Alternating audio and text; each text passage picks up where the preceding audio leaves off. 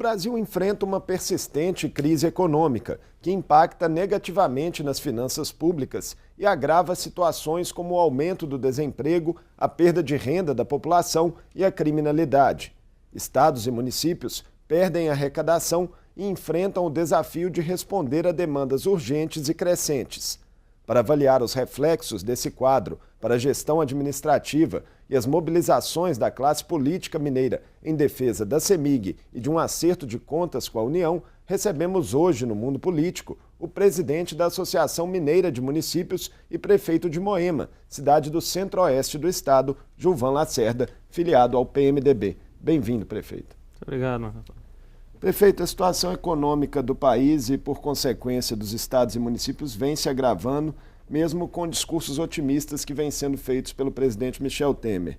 Mas, na verdade, o que se observa é queda de receita, atrasos ou até mesmo suspensão de programas em diversas áreas. Qual o diagnóstico nos municípios mineiros dos impactos dessa crise que já dura anos? O diagnóstico é o mais sério possível, porque nós sabemos que os municípios tradicionalmente já sofrem com essa disfunção federativa e mesmo em momentos de bonança econômica, financeira, de aquecimento econômico no país, nós somos relegados a um plano de subserviência à União Federal. Os estados, mas principalmente os municípios. Porque a União concentra a maioria dos recursos de arrecadação de impostos na sua mão e passa para nós os serviços. Então nós temos que prestar o serviço sem ter o recurso. Quando vem uma crise, aí que nós sofremos direito com o que acontece, porque nós somos o da ponta, nós que estamos na ponta da linha, nós que estamos na lida diária com o cidadão. Então essa crise econômica, que a gente sabe que ela é só o reflexo de uma crise política, moral e institucional por que passa o nosso país, ela está afligindo seriamente os municípios com consequências danosas aos municípios. Há risco concreto de uma espécie de convulsão social, tanto nos municípios e por decorrência disso no próprio país. O senador Roberto Requião esteve essa semana aqui na Assembleia e falou disso em um evento aqui na última segunda-feira.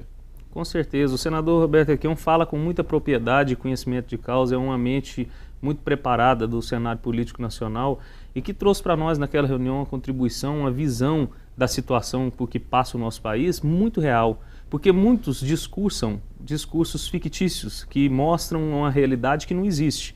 Ele trouxe a realidade que a gente vive no dia a dia e essa convulsão social ela já está começando a acontecer.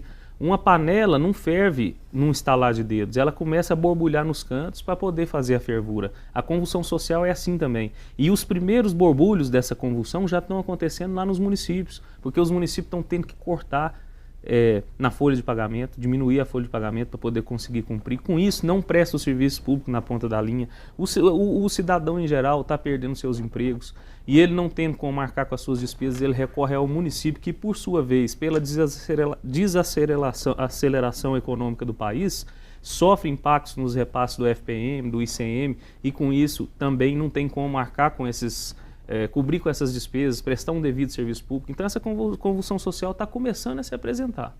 Um efeito colateral também que parece estar ocorrendo é o aumento da criminalidade nos pequenos municípios, né? A gente tem sido recorrente no noticiário essas questões. É hoje um dos mais sérios problemas que nós enfrentamos lá no interior, porque além da criminalidade, que antes a gente via criminalidade mais era na televisão, né, nos grandes centros, nós lá do interior via mais, era de longe a criminalidade, assim, por assim dizer, como um ato cotidiano da vida do cidadão. A gente não tinha isso lá na nossa vida, as cidades pacatas do interior, sem criminalidade. Mas isso migrou dos grandes centros lá para o interior.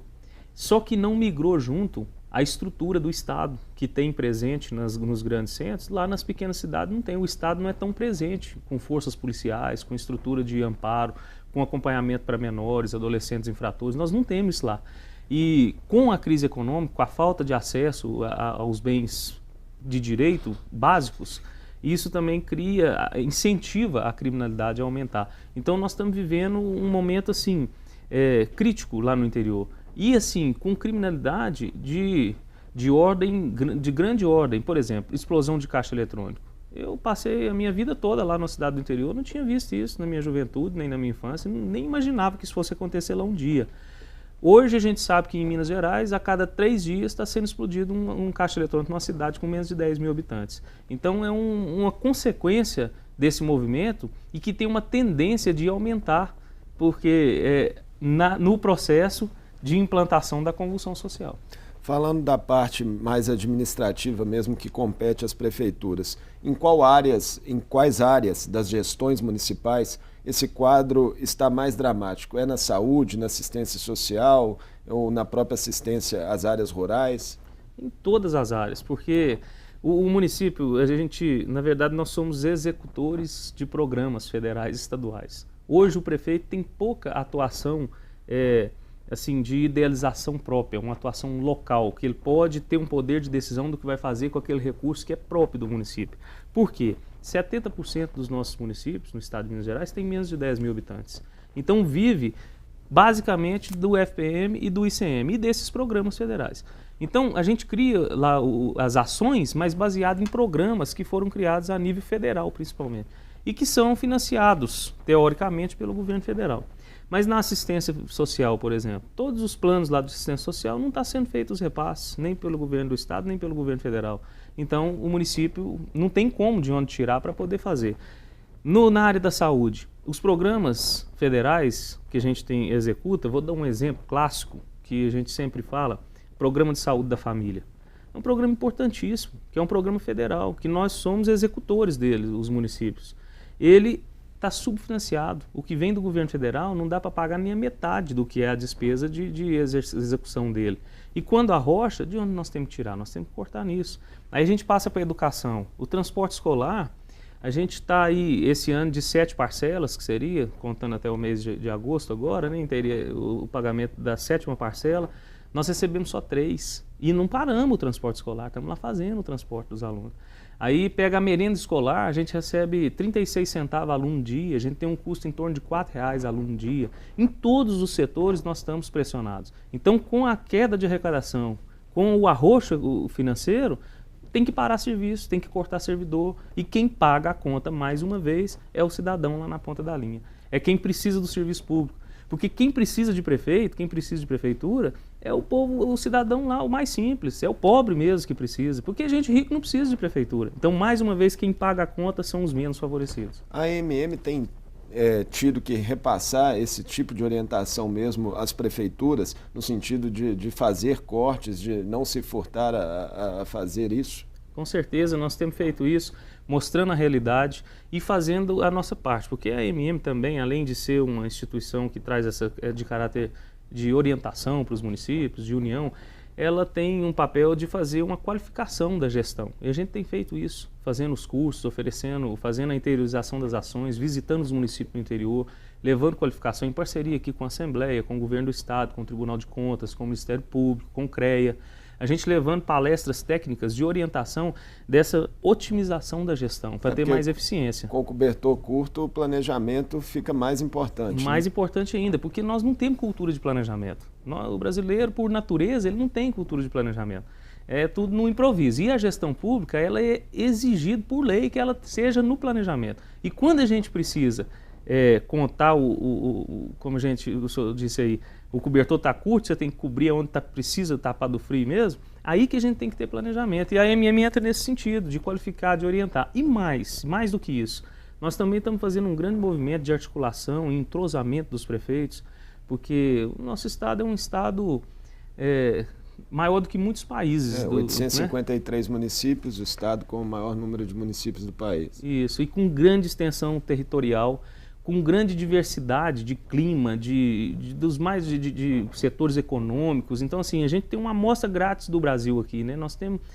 Teve uma época do ano passado, eu não lembro a época certa do ano, mas o ano passado teve um momento do ano que nós tínhamos 42 municípios no estado de Minas Gerais com estado de calamidade decretado por seca e, no mesmo período, 24 municípios com estado de calamidade decretado por excesso de chuva, para ver a diversidade do estado. Então tem muitos prefeitos que nem se conhecem, não conhecem o prefeito vizinho, não conhecem da outra região. Nós estamos fazendo um movimento na AMM para unir essa força, para a gente poder fazer uma atuação política também, no sentido de transformar a realidade da legislação, para que a gente não sofra tantos impactos dessas crises que passam por aí. Pensando em termos de estado, há regiões específicas do estado onde as prefeituras têm sentido mais os efeitos dessa crise, até por características socioeconômicas mesmo?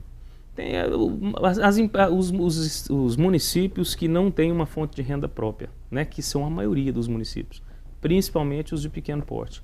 Mas nós temos, por exemplo, nessa questão dos programas, algumas cidades que sofrem mais forte. Quando a gente deixa de receber o repasse do transporte escolar, por exemplo, num município que tem uma extensão territorial menor, ele não tem tanto aluno na zona rural, então ele gasta menos com o transporte escolar.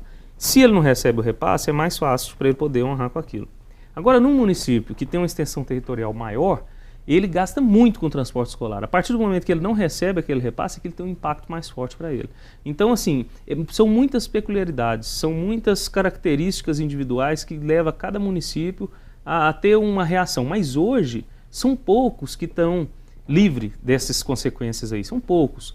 E uns estão sofrendo mais pesado ainda, porque, além disso, tem precatórios que vencendo, que estão sendo executados, bloqueando recursos na conta. Tem municípios que tiveram momentos de ascensão, de arrecadação, tanto com mineração ou com outras atividades, e que hoje não tem aquela fonte mais de receita, e que nivelaram o salário dos servidores, as despesas, com aquela arrecadação que tinha e hoje não tem mais, e isso estrangula o município, e quando vem a crise fica pior ainda, porque a estabilidade do servidor público, ela causa esse peso para o município. Então, assim, prefeito hoje está tendo que ter muita coragem, muita habilidade e criatividade para poder ser prefeito. Um alívio para essa situação poderia vir pelo chamado acerto de contas entre Minas e a União. É uma bandeira que o governo estadual, aqui o governo Fernando Pimentel, levantou e que tem tido o apoio de deputados estaduais, deputados federais e das próprias prefeituras. Como está essa articulação hoje? Vocês ainda têm esperança de que, de fato, o governo Temer possa promover esse ajuste com o Estado? A esperança de que o governo por si faça esse ajuste eu não tenho não, só se for por força de lei. E é o que nós estamos fazendo. Nós estamos lutando para poder fazer um movimento encabeçado, como o senhor disse, pelo nosso governador, Fernando Pimentel, pelo presidente da Assembleia Legislativa, Adalto Clever, que fizeram esse movimento e nós, prefeitos, os deputados federais, abraçamos, porque é uma luta já de há muito tempo. Existe um projeto de lei tramitando na casa já há 20 anos para poder fazer a compensação de forma mais justa das perdas com a Lei Candir, né? Logo depois da Lei Candir, né? Entrou uma lei lá no Congresso, mas não andou, não teve sucesso. Ocorre que em novembro do ano passado, de 2016, o STF decidiu, é uma decisão judicial, de que o Congresso Nacional tem até novembro desse ano para poder regulamentar a recomposição dessas perdas. E se não o fizer, o Tribunal de Contas da União o fará. Então, assim, nós estamos movimentando para ver se faz isso lá logo. Nós temos que ser realistas e sabemos que o governo hoje não tem dinheiro para pagar essa dívida. Só para o estado de Minas Gerais são em torno de 130 bi. Mas poderia haver uma solução para frente? Isso. Aí o que é a solução? Que pode ser imediata, porque o estado de Minas Gerais em torno de 130 bi. Tira os 25% que é dos municípios, vai ficar em torno de 90, 100 bi, 90 bi, que o governo federal hoje deve para o estado de Minas Gerais. O Estado de Minas Gerais deve para o governo federal 86 bi e que paga uma dívida e um juro impagável, que nunca vai acabar. Então, se fizer a compensação dessas dívidas, se a União Federal reconhecer, não, realmente nós devemos 90 bi aqui para Minas, então vamos quitar o que Minas deve para nós, que é 86 bi, está quitado. Só isso, para nós, municípios, já é uma grande vitória. Porque que nem chegando para o município. Porque liberaria o caixa do Estado para fazer investimentos. Isso, porque a partir desse momento o Estado vai ter capacidade de investimento, ele vai ter condição de cumprir as responsabilidades que são dele e deixar ele para o município, porque a gente sabe que o Estado também é vítima dessa disfunção federativa. Mas aí, como ele é um ente maior, aquele ditado lá do interior também, que a corda arrebenta é do lado mais fraco, aí quando aperta para ele descarrega nos municípios. É natural isso acontecer, não é uma questão de governo, é uma questão de sistema. O sistema é assim. Então, se o Estado tem vigor financeiro, nós municípios também vamos ser beneficiados com isso, porque o Estado investe no município também. Ele cumpre com as suas responsabilidades, deixa de deixar para a gente arcar com aquilo. Então, é uma luta que é de todos nós e nós não podemos perder a esperança. E a questão da CEMIG, que é outro assunto que tem mobilizado a classe política mineira, né? As ações no sentido de se evitar o leilão das usinas da CEMIG. As prefeituras de Minas, por meio da MM, também estão apoiando esse movimento? Estamos apoiando porque essa é uma luta que é de Minas também, é de todos os mineiros. Nós não podemos deixar nós precisamos achar uma forma de solucionar isso pacificamente, de forma que não tenha prejuízo para nós, cidadãos mineiros. A MM já emitiu uma carta pública nesse sentido, os municípios estão todos também abraçando essa luta, para a gente poder ver se prorroga essa concessão, o que faz para poder Minas não ficar prejudicado nessa aí. Presidente, um assunto importante também que envolve a política nacional nesse momento é a discussão da reforma política com as regras que devem vigorar para as eleições de 2018. Nesse momento, no Congresso se discute algumas medidas, entre elas o fim das coligações, talvez a adoção do chamado distritão, que mudaria a forma como os parlamentares são eleitos, né, o sistema pelo qual os parlamentares são eleitos. Como que isso implicaria na prática, na visão do senhor, essas mudanças, na forma de se fazer política nos municípios, até mesmo na forma de relacionamento entre prefeitos e os deputados que atuam em cada um dos municípios? Isso aí, mais uma vez, nós que eu digo, o mundo político, né, está pecando por poder fazer de novo, de última hora, querer fazer mudanças de última hora e que não vão ter uma efetividade. Porque mudar só o distritão, nós temos que fazer uma reforma política ampla e restrita. Fazer uma reforma tributária ampla e restrita. E essas duas reformas vão, consequentemente, vão fazer o que a gente tanto espera, os municípios, que é a reforma do Pacto Federativo. Porque tanto a reforma política quanto a reforma tributária, elas impactam no Pacto Federativo. Agora, se votarem a toque de caixa, como a gente tem visto acontecer sempre no nosso cenário nacional, aí no nosso Congresso, ir lá e votar a toque de caixa e mudar só para distritão e tal, como que isso vai refletir? Vai refletir que vai, de certa forma, blindar alguns figurões que vão ter mais facilidade de se manter nos mandatos. E, de certa forma, vai dificultar para poder, novos nomes, a representatividade ser mais efetiva. Porque o distritão, ele fecha portas para poder ter o rodízio da flexibilidade que a gente precisa ter, para a gente não ter uma representatividade fictícia. Porque o certo é que o Congresso Nacional seja uma representação efetiva do que é o país, da sociedade. E nós não temos isso lá. Não tem uma discussão efetiva da reforma política que parece ocorrer à margem da sociedade. O senhor, pelo que o senhor observa no interior, nas andanças do senhor, essa sensação de descrédito da população com a classe política, o desgosto mesmo por acompanhar os próprios desdobramentos políticos do país, é um sentimento crescente hoje e ele pode ter que reflexos para o ano que vem?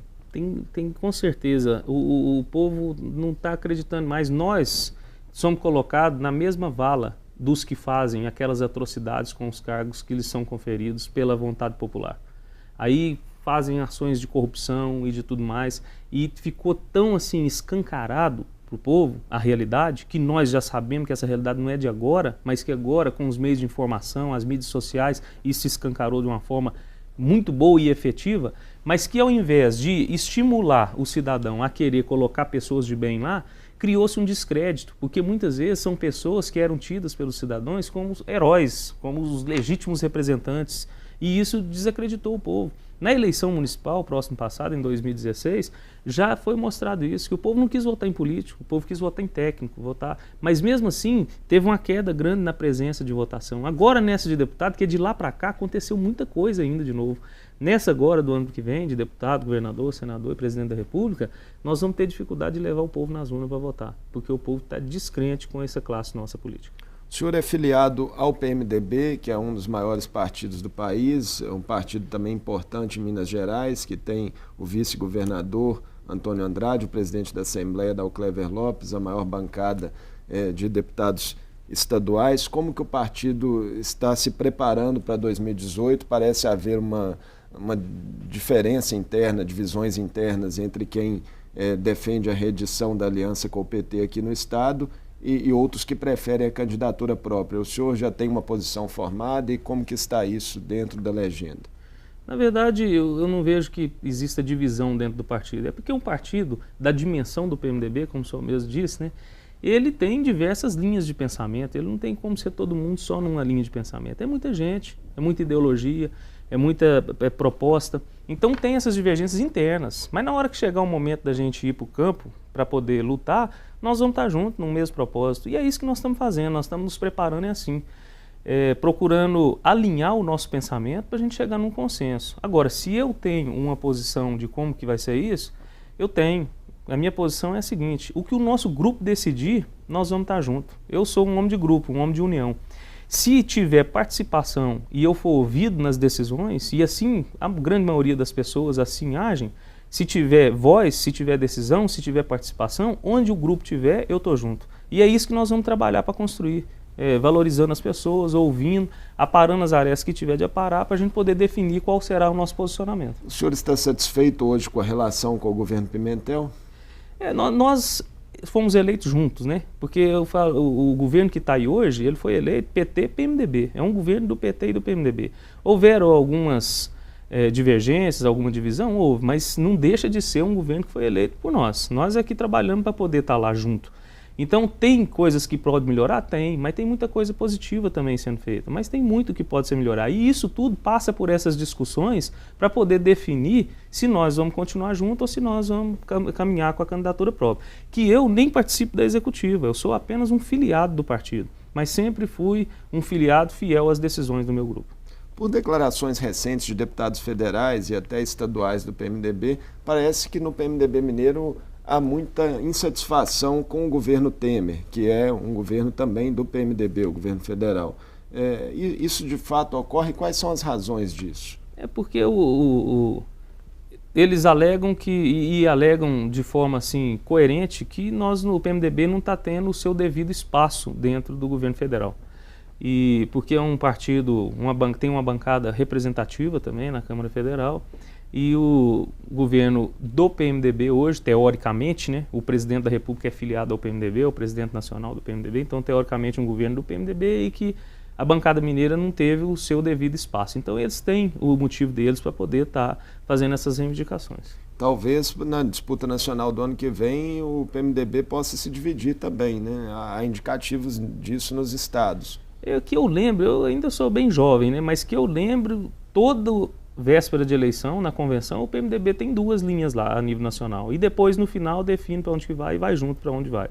Então, mais uma vez, consequência dessa grandeza desse partido, dessa grandeza de tanta gente que tem, de tanta expressão. Ele sempre tem essas linhas um defende uma área, outro defende outra. Mas eu não sei como que isso vai ficar a nível nacional.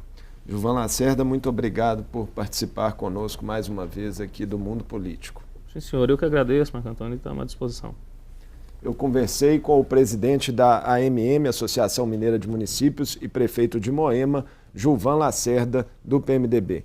Nossos assuntos foram os impactos da crise econômica nos municípios, os impactos sociais. Falamos também ainda sobre a reforma política e sobre os planos eleitorais do PMDB mineiro para 2018. O Mundo Político fica por aqui. Obrigado por nos acompanhar e até o próximo programa.